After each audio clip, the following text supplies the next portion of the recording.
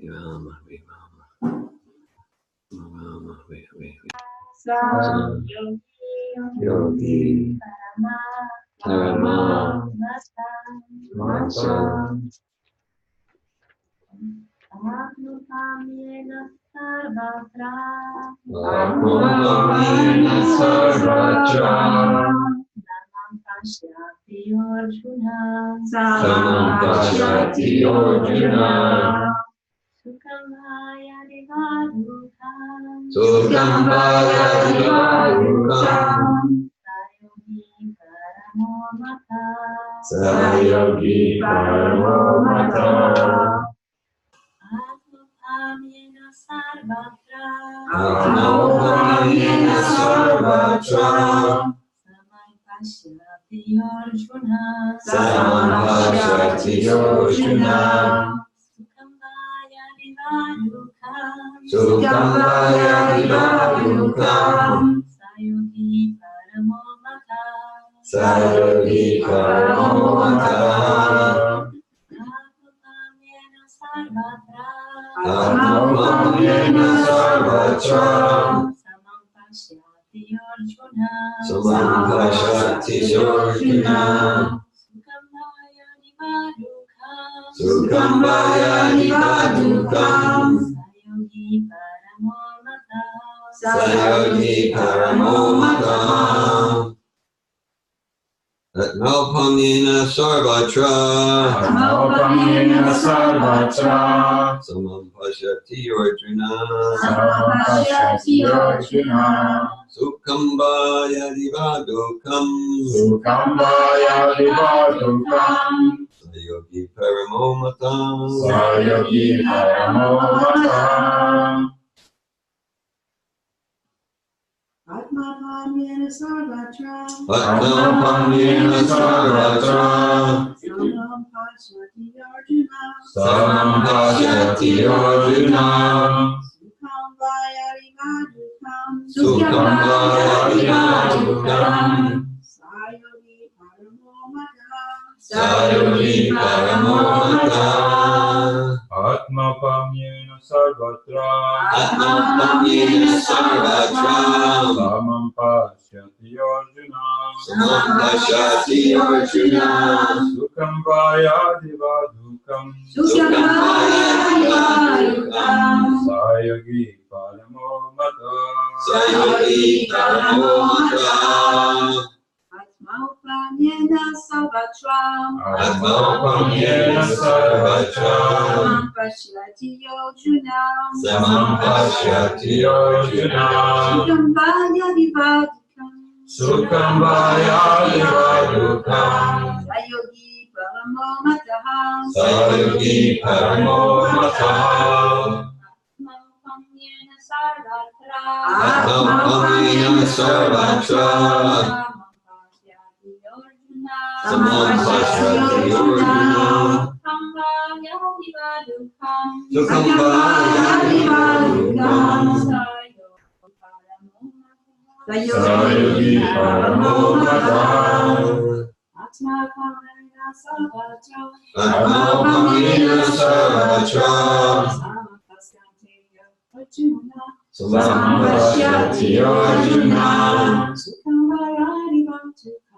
Sukham Bhayati Vadukam Sayogi Paramo Mata. Someone online would like to recite. Atma. Atma. Self. Self. Opamyena. Opamyena. By comparison. By comparison. Sarvatra. Sarvatra. Everywhere. Everywhere. Samam. Equality. Pashyati. Pashyati. Sees. Yeah. He who. Arjuna. Arjuna. Oh Arjuna. Oh Arjuna. Sukham. Happiness. Or. Yadi. If. Ba. Or. Dukham. Distress. Such. Yogi. Transcendentalist. Parama. Parama. Perfect. Perfect. Mata. Mata. considered. Translation. He is a perfect yogi who, by comparison to his own self, sees the true equality of all beings, both in their happiness and distress, O Arjuna. Performed by His Divine Grace A.C. Bhaktivedanta Swami Prabhu. One who is Krishna conscious is a perfect yogi. He is aware of everyone's happiness and distress by dint of his own personal experience. Because of the distress of a living entity is forgetfulness of his relationship with God. And the cause of happiness is knowing Krishna to be the supreme enjoyer of all the activities of the human being. Krishna is the proprietor of all lands and planets. The perfect yogi is the sincerest friend of all living entities.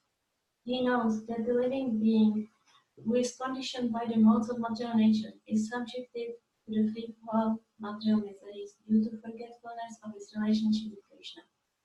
Because one in Krishna consciousness is happy, he tries to distribute the knowledge of Krishna everywhere. Since the perfect yogi tries to broadcast the importance of becoming Krishna conscious, he is the best philanthropist in the world, and he is the dearest servitor of the world. Natasmat kaschidner priyakrit tama.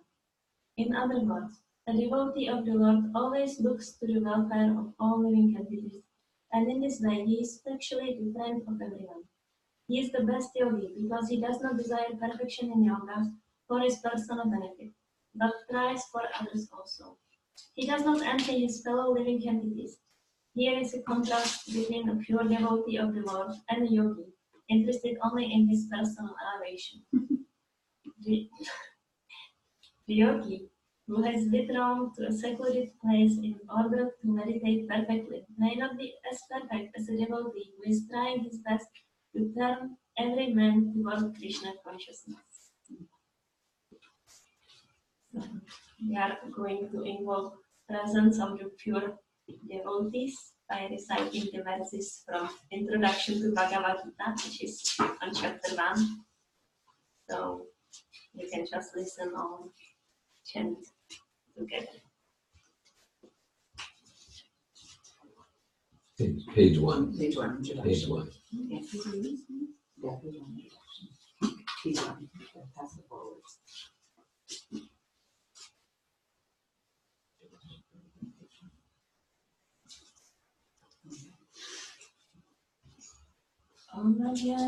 Nirandasya Niranjana Saladaya Chakshurmilitam Yena Tasmai Shri Gurave Namaha Shri Chaitanya Manobhistam Sthapitam Yena Bhutale Swayam Rupa Yamayam Radhati Svapadantikam Vandeham Shri Guru Shri Kamalam Shri Guru Vaishnavamscha Shri Rupam Sarvajatam Sarvajanam Sajivam Sadvetam Savadutam Vaishnavam Krishna Chaitanya Devam Shri Radha Krishna Param Saranada Shri Vishwanam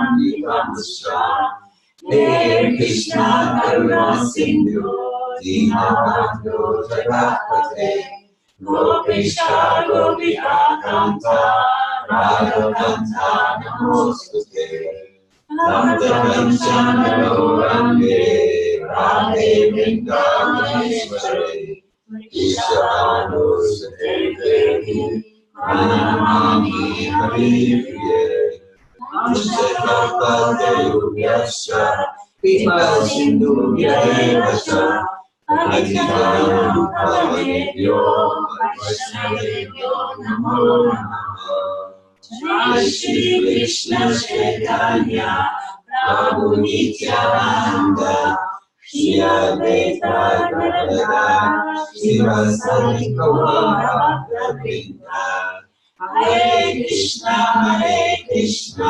Krishna Krishna, Hare Hare, Hare Rama, Rama Rama, Hare Hare. Krishna Prasthaya Shrimate Bhaktivedanta Swami Nityananda Namaste, Saraswati Devi, Puramani Pacharya, Nirvishesha Sunilani Pashaparisha, Atma Otamena Sarvatra, Samam Pashyati Arjuna, Sukham Bhalyadi Vadukam, Sayadi Paramamata. He is a perfect yogi who, by comparison with his own self, sees the true equality of all beings, both in their happiness and distress, for Arjuna. So welcome everyone. There is Raghvinda Prabhu, Narayan, Prabhu, Dominic, Jimmy. Nice to meet you. My name is Hladini. And Nalini, and on the internet, Ananta Shakti, Anandini, and Rukmini. And we are going to meet soon more because we are both starting the foundation seminar. Oh, excellent. So, and that's so much relevant for me with this verse. I will get to it. And first I want to say that yesterday I had a coaching session with Nalini. Somehow, always when I have a coaching session, the next day I have class. Are we like talking to each other? Or So at the end of the coaching session, Nalini gave me stretch, and she said, "Can you be authentic for a week?" And I said, "As long as I don't give a class."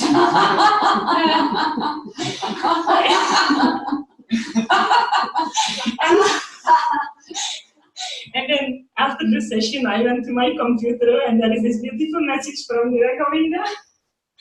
"Would you like to give class tomorrow?" I'm like, "Yes, sure." My pleasure. So yeah, I don't know how to do that. I don't know how to give class and be authentic because I want to be entertaining and I want to like touch people's heart and convince everyone to like for Krishna consciousness. And yeah, so maybe it's authentic. But anyway, so yeah, so I really love this verse. Yes, it's a compassion verse, and we have some compassionate activities ahead of us. Tomorrow we are going on Sankirtan, and in 2 weeks we are going to the foundational seminar day 2. They will do the foundational seminar, and yeah, compassion is like such a important quality, and in this verse we like get to understand what compassion actually means. And in religion there are 4 basic pillars of religion. There is compassion, purity, austerity, and truthfulness. And Srila Prabhupada is giving us regulative principles of freedom where we can cultivate these qualities at least on like the very basic level. So compassion is like no meat eating. I'm not going to kill other entity to satisfy my tongue. And cleanliness, I'm not going to have sex outside of marriage. And austerity, I'm not going to drink and indulge in drugs and ganges and other things. And truthfulness, I'm not going to do gambling. I don't have much realization how gambling relates to truthfulness, but I guess there is a lot of cheating when someone goes for gambling. And so what is interesting is that in our modern society, none of these, well, except truthfulness, like it's like appreciated. Like speaking the truth, at least in theory, is a vice. Like virtue. At least in theory, it's a virtue to speak the truth. But like at least the way how I grew up, it wasn't a virtue not to drink. It wasn't a virtue not to have sex outside of marriage. Quite the opposite. You didn't have a boyfriend yet? Even my mother would tell me, like, you really should like go for this till you are young. And now meat eating is not a virtue. Quite the opposite. So like we can see how degraded our society is, that out of the 4 pillars of religion, 3 of them are not even considered as a virtue anymore. Because like maybe like in the times where the society was less degraded, it, at least in theory, was a quality. And then like maybe not everyone followed and that, but at least like the idea of like, wow, like this is a virtue is disappearing. And our degraded age started 5,000 years ago. We are in the age of hypocrisy. How do you say hypocrisy? Yeah. And quarrel and degradation, no religion, no faith of God. It started 5,000 years ago and it will last for another 37,000 years. So we have a lot to go through. And it started when Krishna, the Supreme Personality of Godhead, he left the planet Earth. He was on the planet Earth to establish religion, and then he left, and this age of quarrel started. And the ruler at that time, Parikshit Maharaj, he was riding on his horse, and he was going around his kingdom, and he could see. Was Yudhishthir? Was Yudhishthir? With With the bull and the cow? Yes. Yes, with Parikshit. He's the grandson of Yudhishthira. So he is going on his horse. I like that because I like horseback. So he's going on his horse and he's looking at around his kingdom, and he sees like, wow, like Krishna left, I can see that. And then he describes what he's seeing. Like he says, like, even like husband and the wife are quarreling over. That's unbelievable. No, he was shocked. You can relate to him how shocked he was. Oh, shocked you. I'm not that shocked. So he was really shocked seeing these things, and he said, like, not only they are quarreling, but over like petty things. Like, I don't know, like for example, my husband leaves a glass of water on the table and leaves. Oh, and I get so angry. So, but it's an important thing. It's not a petty thing. I'm sure that's not what Parikshit Maharaj speaking about that. And he's seeing someone like chopping like a bull, So that's just like such a gross violence, and it's like losing the compassion for animals, and like from that sense, it seems to me that the compassion is the first thing that goes away, and the other follows. From the description in Srimad Bhagavatam, like Parikshit Maharaj describes that like and in my life it was true. Like when I started to eat meat, then I did all the other things from the. So compassion is it seems that like once the people lose it, because it's such a human quality. Like animals don't have compassion. I mean, there are like the stories like how like a mother dog saved a kitten and is feeding it. But like it's not like necessarily compassion in the like human sense, because like there is like the hormones, the motherly like the instinct towards like that. It's still nice to take care for like others, so, like maybe others than animals. And then their stories, because it's such an exception to the rule. Yes, that's true.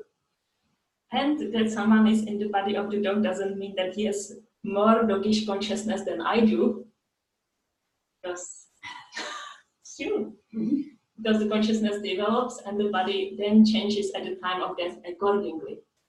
So maybe someone in the human body has already consciousness of a dog or much lower than that. And so next life will get the dog body. But can be the same thing in the body of the dog. Like maybe the dog already has consciousness of a demigod, and next life will get the body of a demigod.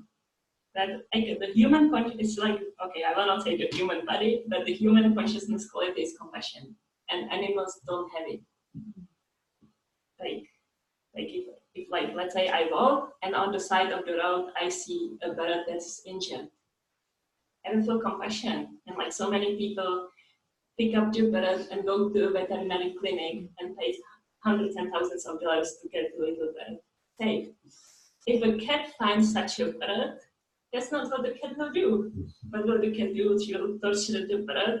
Not even like kill it and eat it, but like torture first because that's fun, and then eat it. So compassion is distinctively human quality, and it seems from the description how Parikshit Maharaj is going through his kingdom, that is also the first quality that, like, if we give up on it, then we like really giving up to human consciousness and all other qualities that are human. And then like from this verse we can see compassion is not just like, okay, I'm not going to kill, because like when Prabhupada wants to like take us away from these activities, he at least gives like the basic ground. Okay, at least don't kill the animals, and that's like a beginning step towards compassion. But really you can see like the compassion is like so much more. I like this sentence when Malini laughed, that here is a contrast between a pure devotee of the Lord and a yogi interested only in his personal elevation.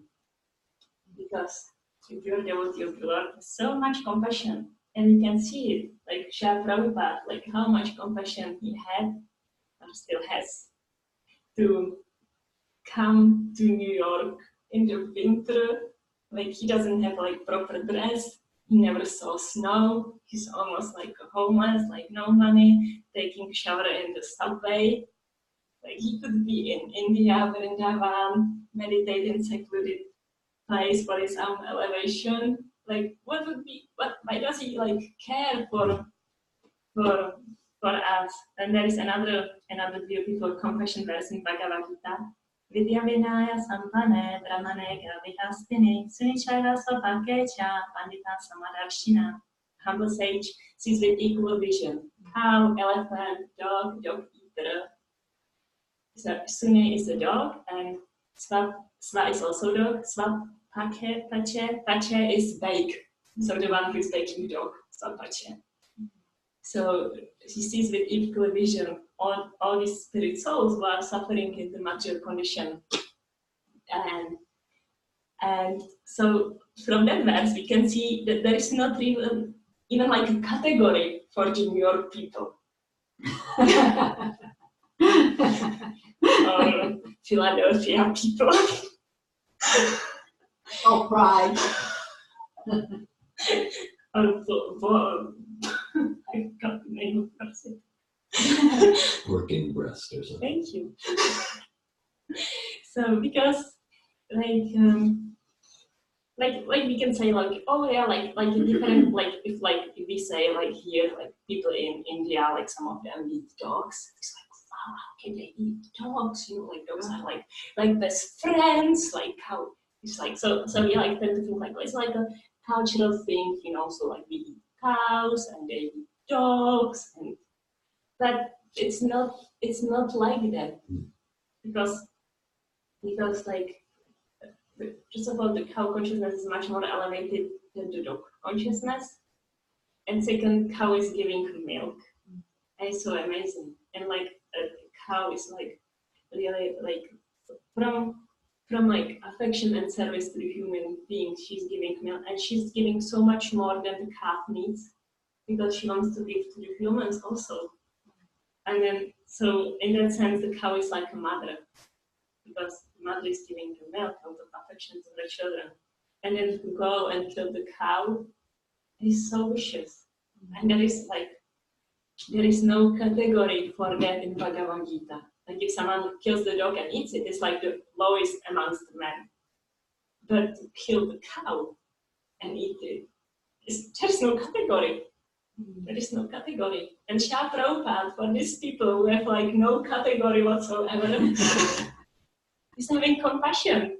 He's not having judgments like, oh, like you are so bad, you are condemned, you know, you go to hell, I don't know. No, he just sees like, wow, like these spirit souls are suffering so much now in this lifetime, and if they are continue like this, they are going to suffer so much more in next lifetime. And for devotee, like like the pain of the compassion is like so big that he wants to come to help us. So that's one reason. And then second reason is that the pure devotee wants to please Lord Krishna. And Lord Krishna also has compassion. And he also feels pain for this like separated living entities who are struggling for existence. And he wants them to come home. And not that he's forcing, but it's like if like a 16-year-old is taking drugs, so the parents are suffering, and they so much wish for the child to come into common sense, and at the same time they don't even like have power to change it, but they wish for it, and they suffer when they see the child to suffer. So because the pure devotee knows how the Supreme Lord is suffering so much, seeing his children so disconnected and so lost, then he also feels that pain of the Lord and wants to do this service to like, okay, I will bring them back to, you know, like if you have like a little sister and she's taking drugs and the parents are sad, and then the older sibling is like, I'm the older sibling at our family, so that's why I'm choosing it like that. The older sibling in the family is like, okay, mom, dad, don't worry, I will go in the gang of the drug addicts, you know, and I will talk to my sister and try to like bring her back home. So that's what the pure devotee is doing, and the parents are like, thank you, because they know like, something is like happening to change, and because this older sibling is so good, they are not worried that the older sibling will get entangled there also. So that's the pure devotee. Krishna is not worried that this pure devotee will like Srila Prabhupada, the pure devotee, if he comes to New York, he will be like, oh, that's fun to become a hippie. I guess I want to take drugs too and like have sex naked with everyone on the street. So Krishna is not worried that the pure devotee would do that. So he's so pleased by this like so endearing activity. And he says here that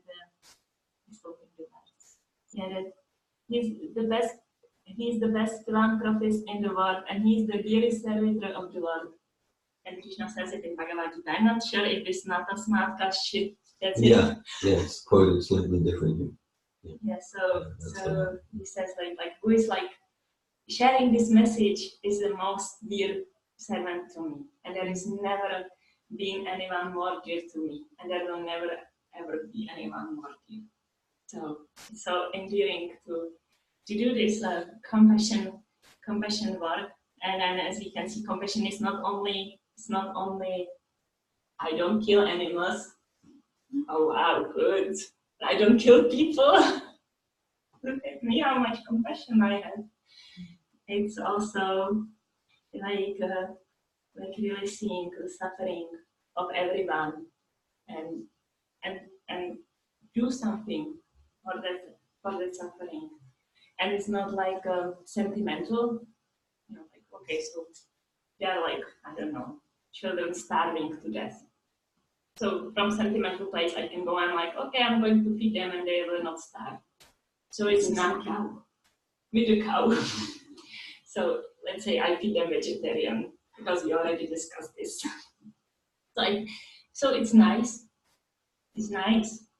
And at the same time it's sentimental, because for the spirit soul it doesn't do much. And this lifetime is like lightening flesh, and like whatever difference we can make is not the difference until it affects where the soul is going after this life. Like I said, like if like there is a dogish consciousness, then there will be a body of the dog. That might sound pretty good to some people. I know so many people who would say like, oh, in my next life I would like to be a dog. I get served by my owner. I have a dog who I serve so much, so the idea is understandable. But like, it doesn't even have to be a dog body, or it can be dog body, but not in Czech Republic, but in India. And we just learned they eat dogs there. So if there is like, if it's like compassion, that's like focusing on that which will be destroyed by time. It's maybe compassion, but it's not much intelligence. And there can be compassion that's focusing on the spirit soul, and that's compassion with intelligence. And it can be failed. So I can give the children who are starving to death, I can give them prashadam, which is a food cooked with love and offered with love to Krishna, and then the spirit soul gets the benefit of, of, the love that's contained in the food, and the body gets the benefit too. So it's not like to neglect the body and like, oh yeah, they can starve to death. I will just tell them, oh, you chant Hare Krishna, and then you die 3 days later from your hunger. No problem. So it's not that either. And yes, so compassion. So we are going to do this. Well, 2 days ago, Malini's friend came, Bhaktilata, and she's doing preaching for prisoners. And she shared, at least I think 2 hours, she was sharing with us different stories. And it was so beautiful. I was so touched. And I really got a glimpse of the unconditional mercy of the devotees. She said she's sincere devotee of Srila Prabhupada, and she's giving his mercy to the prisoners. And in that I could really see Srila Prabhupada coming to New York and really reaching to the lowest among the lowest. And then I'm not even thinking that that the people in the prison are lower than the people out of the prison. She shared the story of someone who in rage accidentally killed his daughter. She's I immediately felt so much compassion for that person, because it's so horrible. And I get in rage, and I know everybody is so fragile, and I don't know how it looked like, but I can imagine it can just be slap, and then she loses balance, falls down on the hard edge of the table or something. It's that. It's just so quick. I know this person is in prison, and I cannot conceive how much he must be suffering. And she was sharing the stories how he's coming to Krishna, because she's doing preaching to prisoners. I don't remember his exact stories, but so many of the stories were so beautiful about how people in this situation are accepting Krishna's mercy, and also they have a lot of compassion then, which was interesting to hear.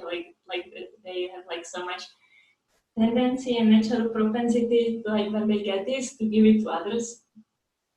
Perhaps there is so much suffering that it's I don't know, it's interesting that they have so she shared one story I remember that I really liked, was that one of the prisoners managed to make ladus. Ladus is a special sweet, butter and chickpea flour, and it's really yummy. And he managed to make it in the prison and offer it to the Lord. So it's become this prashadam, which is purifying food that awakens the love for God in the heart. And he was distributing to other prisoners. And she said, and one of the other prisoners was this huge guy, all tattoos, and he got the laddu, and he became completely childlike, jubilant. Wow, I remember this 20 years ago, this Krishna sweets I had, and he was just bumping and completely his heart melted. And so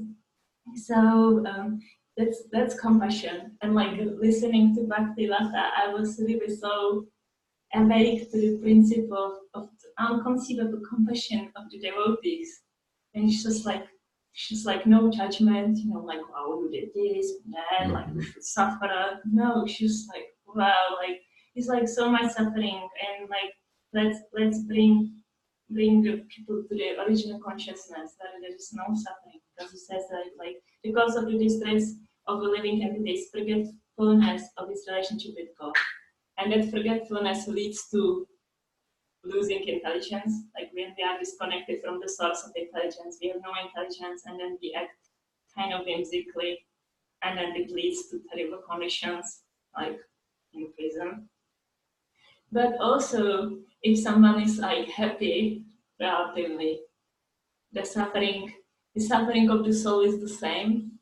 And that's why he says, like, both in the happiness and distress, he sees the equality of all beings. So the devotee doesn't even see, like, well, this person is suffering like anything in the prison, and there is a Bill Gates who wears like millions of dollars and is like happy. So, so the pure devotee like doesn't even make this distinction, because for him these are all lost spirit souls who are disconnected and forgetful of Krishna. And then the happiness in Czech, we have a poem, and it's like, what's happiness? It's just a golden fly, because it just comes and flies. It flies away, and that's it. Okay, even like if we are happy,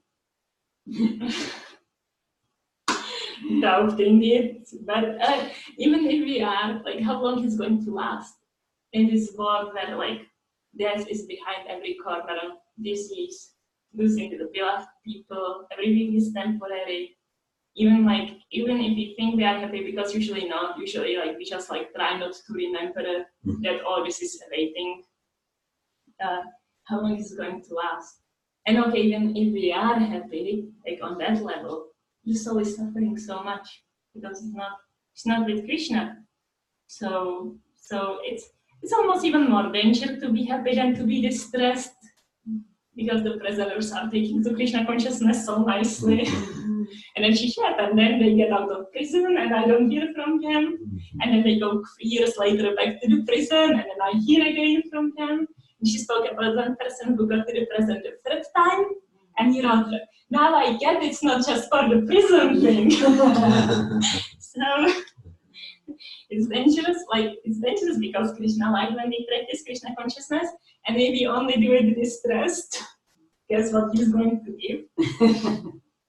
So, will you explain that? Yeah, so if I was Krishna and someone in the prison is practicing Krishna consciousness so nicely, and then he gets out of the prison and forgets about it, then why not to arrange, using a little bit of the karma of the person, that he goes back to the prison? That's compassion. If I was Krishna, that's what I would do for sure. So in that sense, happiness is even more dangerous because we tend to forget more about Krishna. It's a consciousness of Queen Kunti. Yeah, because she saw that in herself. Of course, she's doing the pastime for our benefit, but she saw that in herself and her relatives. That when things are going well, they tend to not be intensely absorbed in serving Krishna. And when there's distress and calamity, then they intensely take shelter of Krishna consciousness. So she prays, let the calamities come again and again, but then we can remember you. And that's good. I'm not personally praying, let the calamities come again and again, but she's a very exalted soul, illustrating the point that we're talking about here. I'm not personally praying it either. And it's true in my life that when I'm like distressed, I remember Krishna so much more. Not always favorably. But yeah, it's like the material happiness is such a disturbance, really. So yeah, and I have year behind me when either I feel distressed or I feel spiritually enlivened, and nothing in between. And it's so good. It's really great. Like, I'm so thankful for it, because it's like this like material happiness. It just like makes me sick. Mm-hmm. And that's why Krishna says in Bhagavad Gita, Marma Spartastu Konteya Shitoshna Shukadukada Kamapayana Nitya Tamtiksha Svabarata, that we should tolerate happiness and distress. Tolerate happiness. Because it's just like so difficult to tolerate happiness. Mm-hmm. So compassion not only for those who are in the prison and who are who did something bad, or I would say who weren't lucky enough to go by like so easily, and or maybe they were lucky not to get by and then like Krishna consciousness. and compassion for everyone, for those who are happy and those who are distressed, and see them equally. Because those who are distressed now might be happy next year, and those who are happy now might be distressed next year. It's like all flickering. And we are going to do that tomorrow and then in 2 weeks, to out of compassion, or maybe some mixed motivation, but also out of compassion to share this beautiful knowledge with others. And Srila Prabhupada is really reviving a movement of Lord Chaitanya Mahaprabhu, and Lord Chaitanya is Krishna himself, who is coming to give this. He's going to give love for God and remembrance of God, and he's giving to everyone like fully, like he doesn't make discrimination either, thinking like you don't deserve or you deserve. No, it's just like without discrimination, sharing love for God with everyone. And then Srila Prabhupada is reviving this movement and bringing it here. See, Krishna himself wants to do it. We just read yesterday in Chaitanya Charitamrita. Krishna himself wants to do this compassionate work because it's so relishable. So it's not like, well, I guess I have to or I should, but it's just like it's like the most relishable activity that even the Supreme Personality of Godhead himself is coming and he's like, I want to do that too, because it's just like so enlivening, it's so great, it's so fun. It's just like so endearing, and so Lord Chaitanya is doing it, and you need to know that in the line of Lord Chaitanya, which means basically in this line, like the teachers that are like sharing this compassion, and Srila Prabhupada is one of them. So out of causeless compassion, I received it. I received directly from Srila Prabhupada, from Lord Chaitanya Mahaprabhu, this seed for remembering Krishna. And so in this line, apparently that makes me to be in that line, because I didn't make any effort or like own discovery to like, I didn't make the Hare Krishna mantra up, like that I just like randomly thought of some words. So I kind of got it. Actually, I came to the Sattvatar seminars 5 years ago because my friend told me that it will help me to ride horses better. And I will have fun. So I wasn't even like, most people who go to Sattvatar at least like look for like personal growth. Or at least like, I don't know, better communication skills, like something. I was looking for fun. And I got it. Anyways, so apparently, like looking at the sincerity in my heart, I wasn't looking for like Bhagavad Gita or some transcendental knowledge or relationship with God, but it kind of like followed me. I don't know. So that's the line of the unconditional mercy, and in that line, Krishna Das Kaviraj says that. He's like speaking about Lord Chaitanya's pastimes. He says that like who is not sharing this, then he will dry up. Like the practice become like so dry that it's not even maintainable. So that's Who is not sharing? Who is not sharing? Not like not sharing. In the line of Lord Chaitanya, if we are not doing Sankirtan, if we are not sharing the fruits of love of God, the branches dry up. You know, there's no continuation, nothing. If one is changing the philosophy or not sharing it whatsoever, they dry up.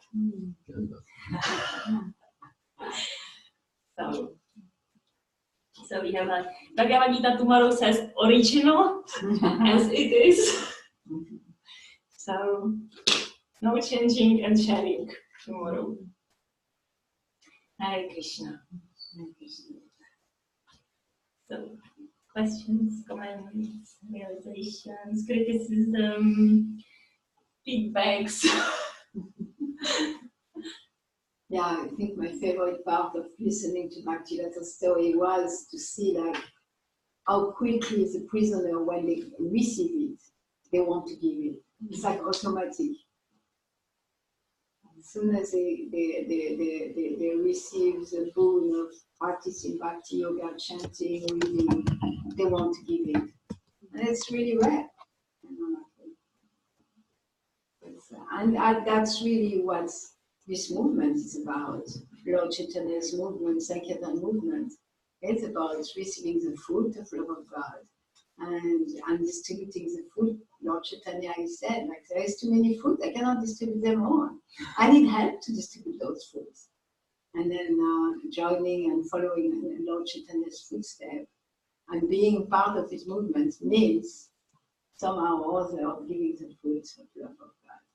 And then the prisoner, or right away, or like systematically that they do that was quite amazing to hear.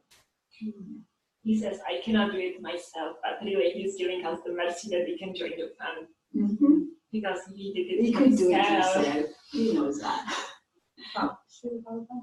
No, Lord Chaitanya, in Chaitanya Charitamrita, we just read, our club, like our book club, Chaitanya Charitamrita book club, about Lord Chaitanya tree. And the Lord Chaitanya tree is full of worshipable fruits. And Lord Chaitanya said, well, I'm the gardener, and I'm the trunk, and I'm the tree, and I'm the gardener, and there is all those fruits, and I cannot distribute all those fruits alone. And so he can, but then he wants to give us the opportunity to be part of distributing the fruits. And then when we distribute the fruit, then we receive even more fruit. Like Bhaktivinoda Thakur said, you get, if you distribute all in the name of the Lord, then you get your cut on it. Your cut on it? Yeah, like business. You get your profit. You get your profit. Cut of the profit. Your portion. Your portion of the profit. Yes. Yeah.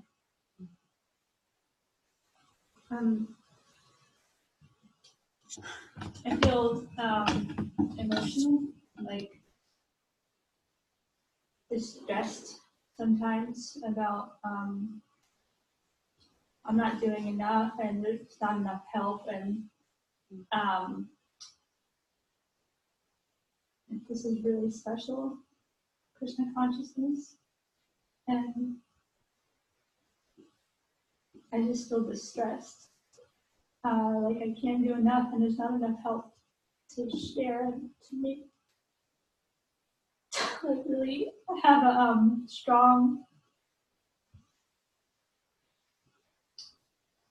something strong to leave behind for people.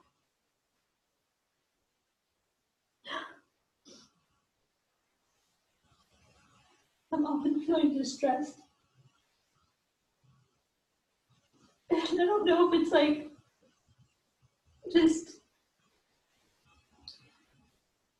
anxiety, like my own anxiety, or I don't really know if I need like to do a little personal growth to be comfortable with the fact that even the opportunity to access Krishna consciousness is fleeting for the souls that are suffering. I have a lot of like pain, that I guess time's just passing and really everything will. I mean, when I think really at the end everything destroyed, I think I can handle that, but I don't know. I'm always thinking how to preserve Srila Prabhupada's movement and the Sappho community version that, not a version, it's Prabhupada's version, but that I'm always thinking how to preserve something special, and it just bothers me. Like I can't act on it, and I don't have enough help, I don't know what, if I'm just in the illusion, that why am I worrying so much? Like maybe Krishna's got it taken care of, but I'm disturbed, That's like your sharing is inspiring for me to hear. It's like like Lord Chaitanya himself is saying, like, I'm so desperate, I have so many fruits of love for God, and I cannot distribute it myself, please help me. Prabhupada comes in the same mood, like, can you please help me to please my spiritual master Bhaktisiddhanta, because I cannot do this work alone. And so, like, yes, you cannot do it alone, or maybe at that point, like, you feel like you cannot do like whatsoever, like you feel like you can do nothing, but as I know you, it's not true.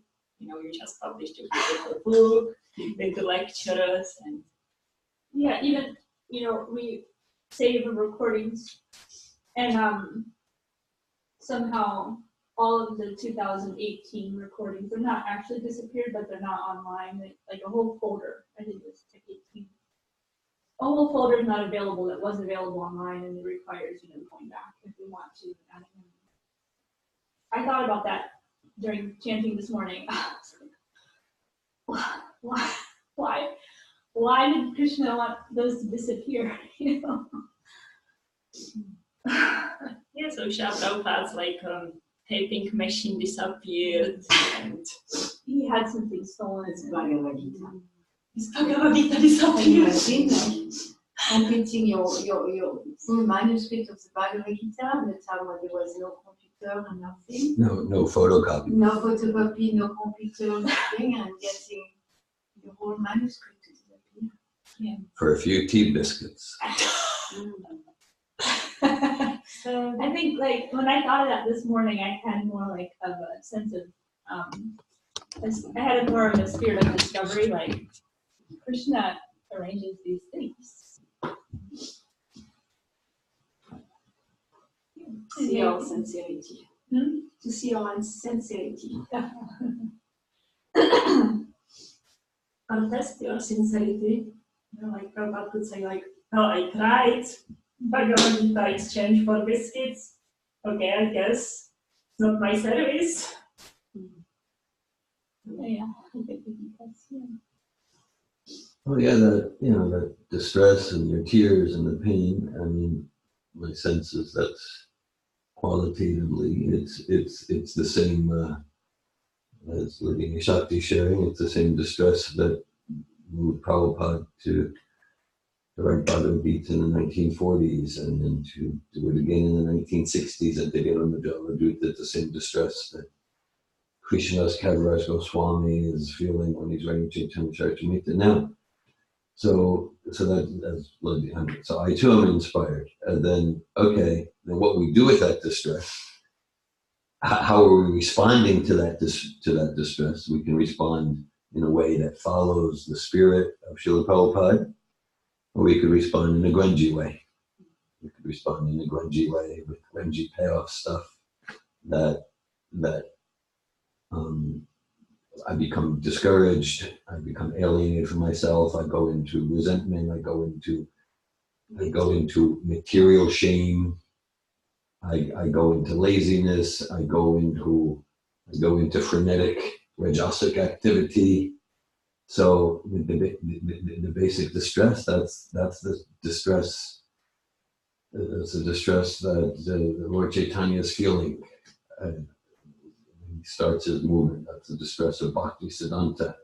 Okay, so that's very inspiring. And then how am I relating to that distress with who cares, or with a mood of work like everything depends on me for that preservation, for that sharing, and pray like everything depends on Krishna simultaneously, and whatever Krishna is doing, because So like in the example you shared about the 2018 folder, so I can say, all right, what's Krishna arranging here? This is Krishna. At the same time, I do look at myself like, there's more I could have done. And I got a lot of ignorance going on. And I'm not saying that, that's what Krishna's responding to that exactly.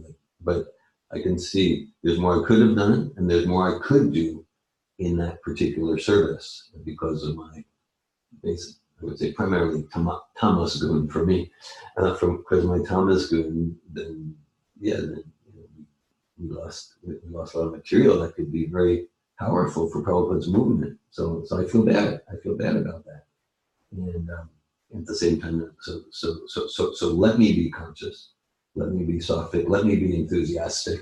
Not make the same mistakes again. And still, the results are up to Krishna.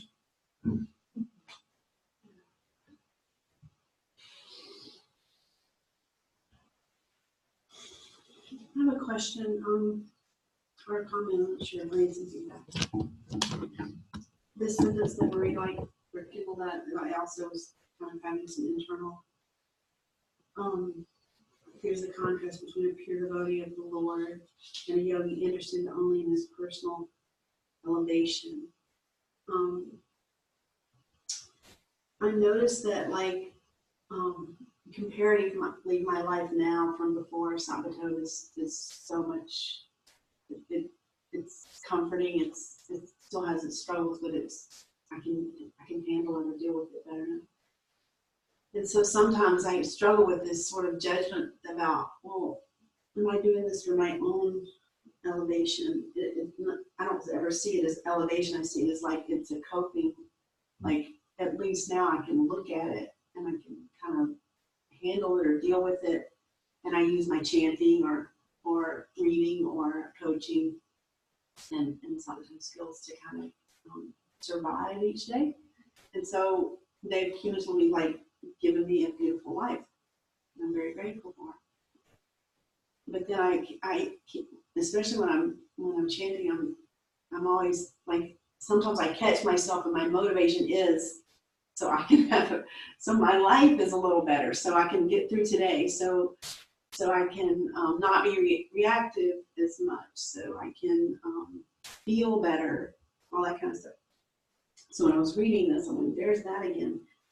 And then I'm like, because I'm less judgmental on myself than I used to be, I say, well, I look at it a little differently. It's not as harsh as it used to be because I really struggled with this in the beginning because I love chanting so much that I would always go to the chant for relief from everything. So I don't, when I see this here, I get confused about how pure my intention is.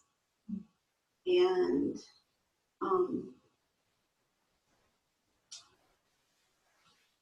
I guess I want to be checked on it somehow or know what your thoughts are on how that looks from the outside, what your experience is with that. And I also want to say that I'm experiencing it. So I'm asking for some feedback on that subject. Well, a few things are coming to me, but maybe someone else wants to. So one is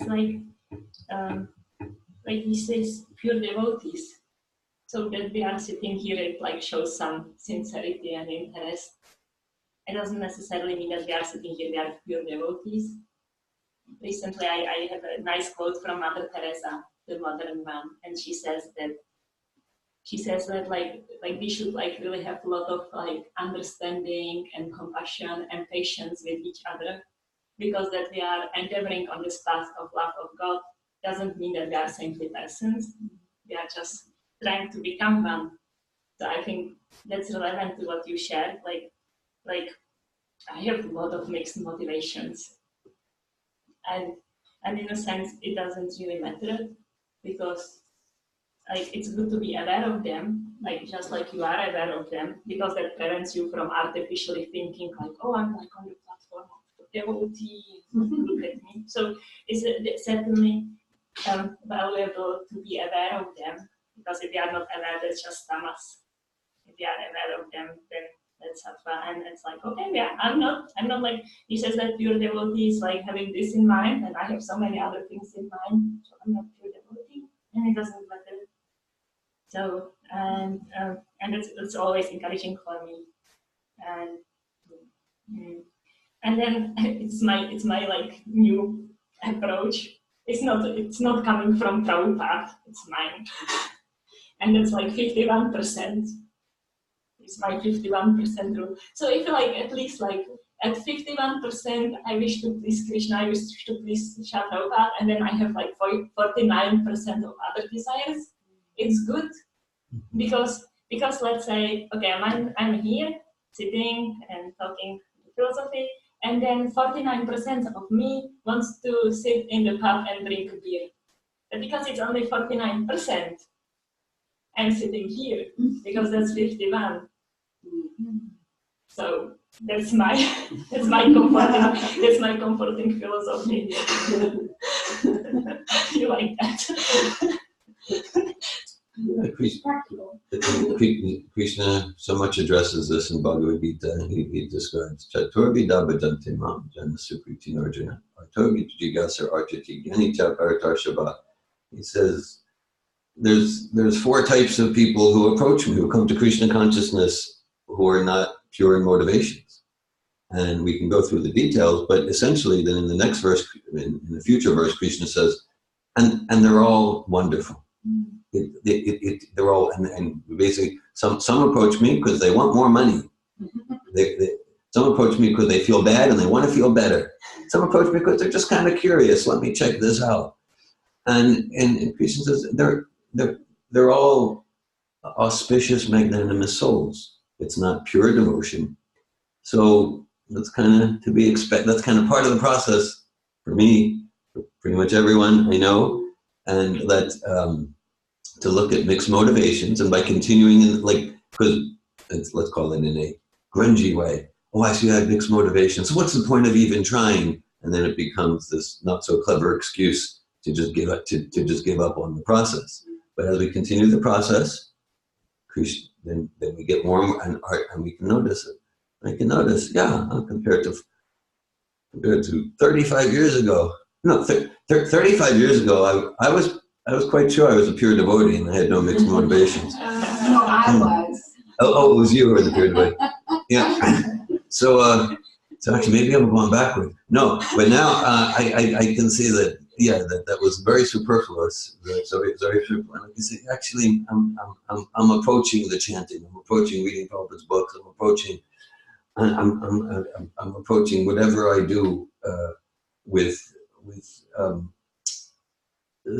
something more towards clean and pure motivations, less mixed motivations. So that, and just because okay, we all want to feel good, we all want to feel better, and that's natural. That's natural for the spirit soul. Ananda Mayobhyasa, our nature is to be blissful.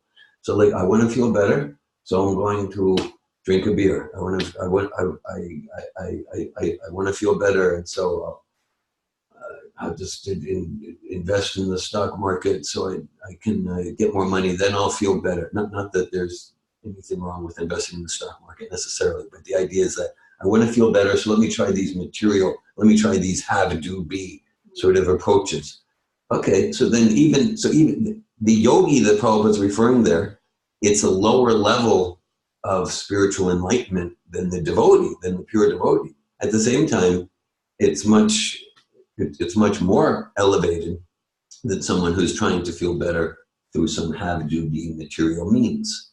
So it's a continuum, and we get to see where we're at and to continue to progress in purity of consciousness and love of Krishna on that path. Then Prabhupada's given us a process from wherever we're at. When I hear you speaking, I came to less than 51%. Because let's say I have 30 desire to sit here and 30% desire to discuss the philosophy. And then I have 20 to go to have beer, and 20 to ride horses, and 20 to just sleep in the bed. See, but the others are only 20. So, it doesn't even have to be 51.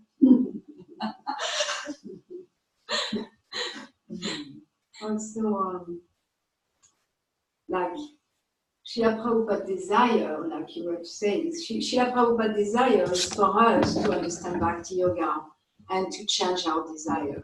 So all the philosophy, Bhakti Yoga, all the books, they are Prabhupada's compassion, Vyasadev's compassion, Sukadev Goswami's compassion, Sukha Goswami's compassion, Krishnadas Kaviraj's compassion for us to move our desires.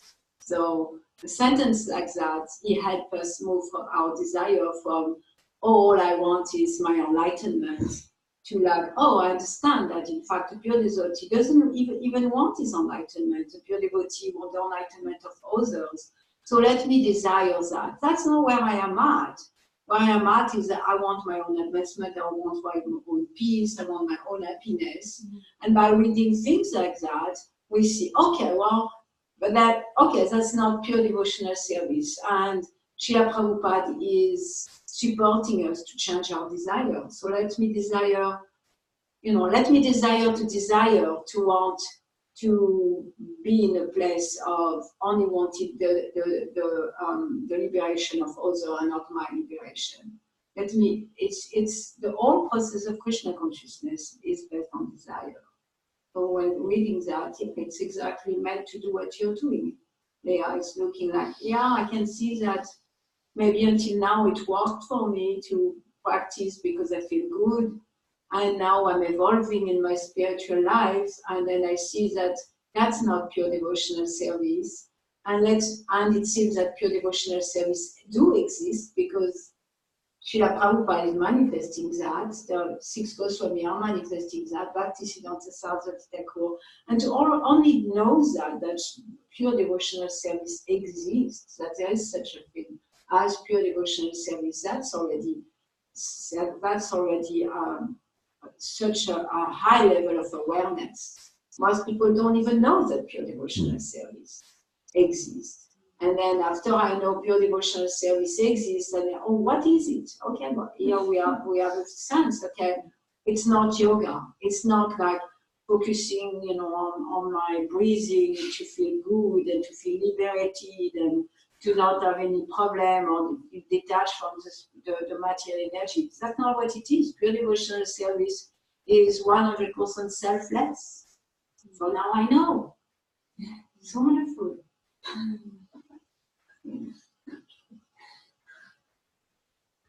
I want to share that Lee and I had a class on Wednesday with Kathleen, and I know Kathleen put on Facebook about the 2 jars of expectations of others and expectations of self, and how do you, instead of filling up with resentment and filling up with guilt, what do you fill the jar with? And so I've been meditating on that, and so Marie and I had a session, and so to be a brave and compassionate friend to connect with those qualities. And I'm really connecting with that even to fill up the jar. So if I'm brave and compassionate with others, then I'm not going to have resentment.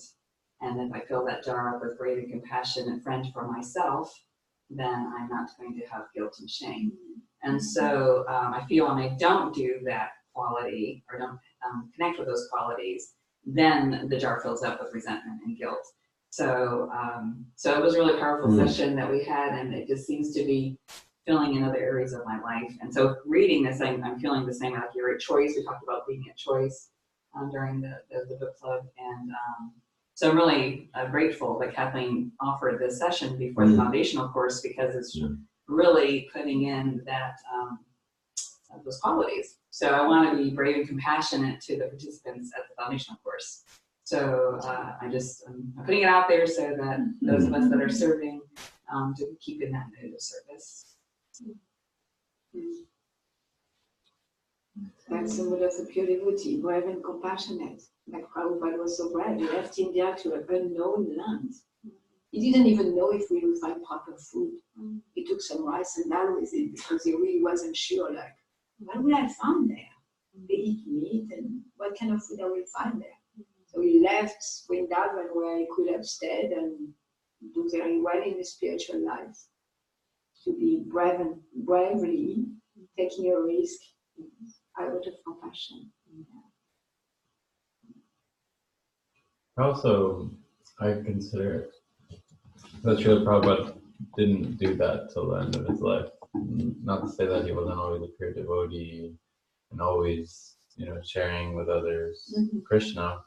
And at the same time, he gives an example of a householder life, having a job, providing for his family, and then taking a lot of time to be fully absorbed in, his at Radha Damodar, his temple monastery setting, really absorbed in writing and reading and all these things, and distributing books. Yeah. And then coming here. That's helpful for me to also see how there's like a progression.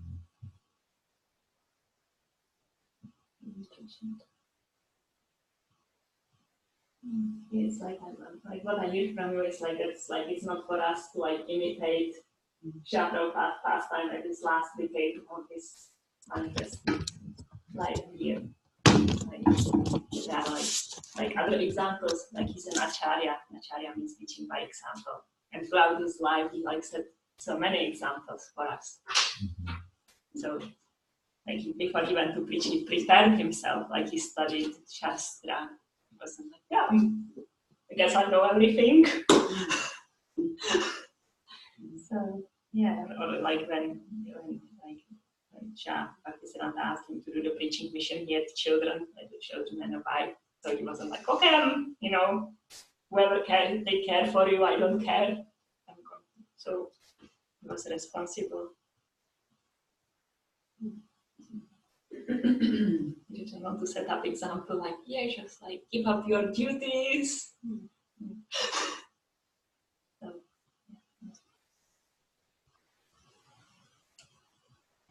comments or sharings? I'd like to just give a fuller picture of compassion. For me, I feel I've experienced a lot of compassion, experienced a lot of witnessing of suffering, and I'm getting that compassion is, at least the way I'm hearing it, is a witnessing of suffering, and then what action do I take to serve that suffering, to serve and support. Yeah, I'm also getting that I haven't branched out my compassion to all living entities. I've commonly had compassion for humans, and not necessarily branched out to animals and plant life and the planetary sphere as it is, like the compassion for Earth and what she must be going through in this process of intense suffering in the humans that are on her body.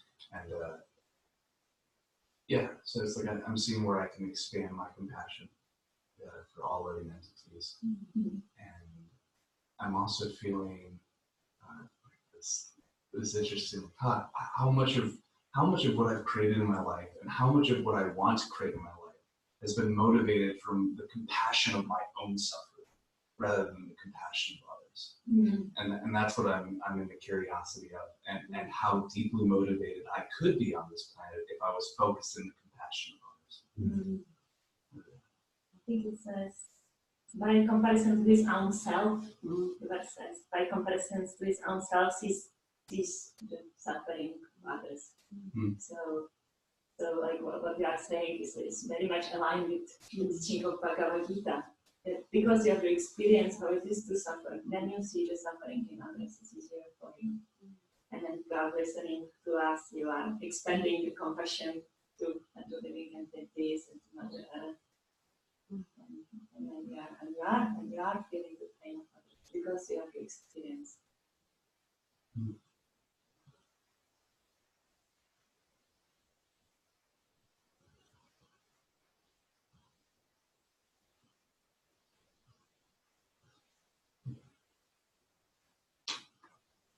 And you are acting on it.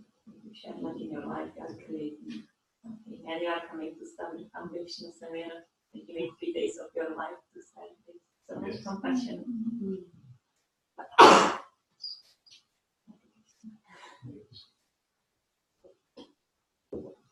Bhagavad Gita teacher, Hare Krishna. Hare Krishna. Hari Bol.